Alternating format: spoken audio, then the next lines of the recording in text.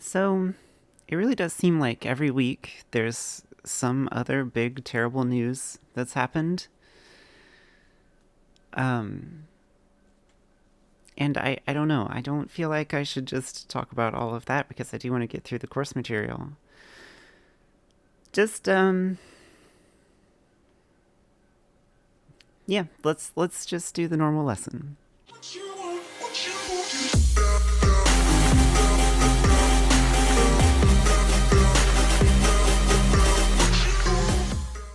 Okay, so today I want to talk about different systems of government because if we're going to change, we need to know what we're changing from and what we're changing to.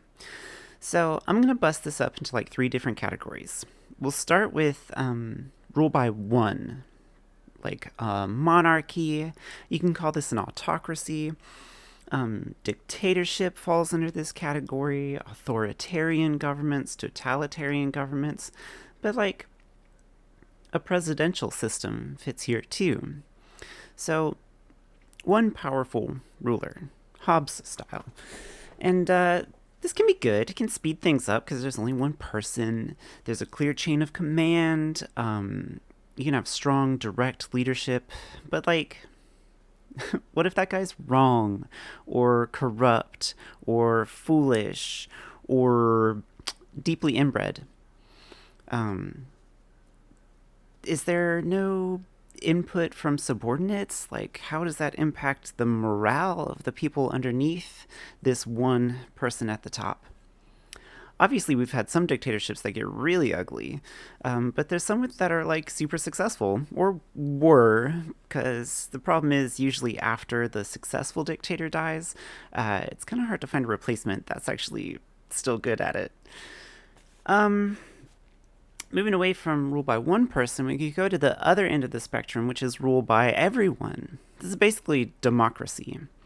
Although I would put anarchy in this column too. Anarchy doesn't mean lawlessness, there can still be laws. It's just the elimination of hierarchies. So there's nobody who's like in charge, everybody's in charge. So don't believe the lies you've been told around anarchy. But this is more Rousseau style. Everybody gets a say. You can decentralize and spread out the power so that people make decisions relevant to them and their own community, and we can still all unite under a common will. This can potentially better protect freedoms and empower the people. It can be slower or inefficient, and you can still kind of have the tyranny of the majority thing going on. Like if we're just doing like whoever gets the most votes, we do that thing. That's a great way for minorities to get the short end of the stick.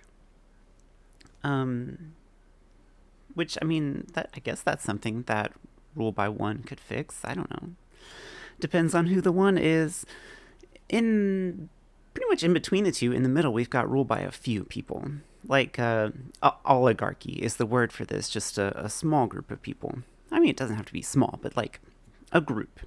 So like a military junta would fall under this, or a theocracy. Like the Vatican is a theocracy. It's run by the religious people. So is Tibet, actually. And I guess so is Islamic State. I don't actually know a lot about their governmental structure. I mean, it's not even a state, is it? I don't know. I don't know about that. I don't know enough about that to be talking about it. But you can have things like corporatocracy, which is ruled by corporations, which, I mean, if you're paying attention, might feel kind of like what we've got pretty close to now. Kleptocracy is a good one, ruled by thieves. But you can also just have like a parliamentary system. So like in the UK, they have a parliament. We've got Congress, so congressional. Plutocracy is ruled by those with money, ruled by the rich. And then aristocracy would be ruled by the aristocratic class, the well-to-do, similar to plutocracy. Technocracy would be ruled by like scientists, so that could be neat. Meritocracy, ruled by the people who are in charge are chosen on their merits. Critarchy is ruled by judges. I think like Somalia is a critarchy or something. A republic might be a more familiar word around this. You could have a tribal society, you could have or tribal rule, you could have a federalist country, which we do. I don't want to say this is explicitly Locke, but it is a good middle ground between rule by one and rule by all. It's a little more efficient in the decision making than having everybody have to vote on everything like a pure democracy. But it all kind of depends on who's making those decisions. I listed out a lot of possibilities for who gets to make them. But I don't know. Is that good? I mean, so for like a republic, like we are, or any of these others with elected representatives, those politicians might only care about remaining in power rather than actually doing right by their constituents. And even then, those few people are vulnerable to corruption and being bought out, which I'm sure that never happens. But for things like aristocracy, corporatocracy, theocracy, what does that ruling group want? How can we know they'll move the country forward? And then for things like meritocracy, where it's like, oh, we want the best people for the job to be in that job. Let's have them take some kind of test. Well, how do we set the definition of merit? How do we decide, like, who's best? Because, like, okay, let's say it's based on a test. Y'all had to take the SAT to get into college, right? Like, the SAT is racist, y'all. The SAT was designed to, like, try to prove that black people are on the whole stupider. And it's wrong. It's terrible. So if we try to have some kind of standardized test to say who gets to be in charge, well, like, if that test is biased, our rulers would then be biased as well. And if you don't believe me about the SAT, you should look into that stuff because it's pretty skeezy.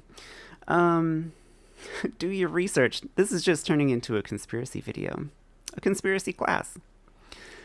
Anyway, so like you can have other modifiers to your governmental system. Like it could be constitutional. That just means they have a constitution like we do. So it can be a mix of things as well, like a constitutional democratic federal republic like the United States. You could have a parliamentary monarchy like the UK. Do note that I didn't say things like capitalist or communist or socialist because those are, or syndicalist, those are economic systems, not systems of government, and that is a separate issue. I want to focus on just governmental systems for this.